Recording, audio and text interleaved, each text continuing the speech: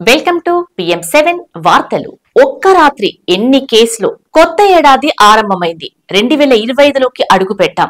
అర్ధరాత్రి 12 గంటల వరకు కోట్లాది మంది మేలుకొనే ఉన్నారు.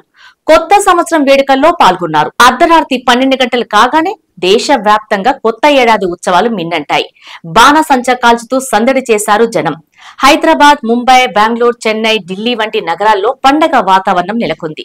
కేక్ కట్ చేస్తూ కోలాహలంగా గడిపారు ప్రజలు. ఇక హైదరాబాద్ లో మందుబాబులు ఫుల్లుగా తాగి ఊగారు. విచ్చలవిడిగా బైక్లను నడిపారు. ఇష్టారాజ్యంగా గడిపారు. డిసెంబర్ 31వ తేదీ రాత్రి ఏకంగా 1000కి పైగా డ్రంక్ అండ్ డ్రైవ్ కేసులు నమోదయ్యాయంటే మందుబాబులు ఏ రేంజ్ లో చెలరేగిపోయారో అర్థం చేసుకోవచ్చు.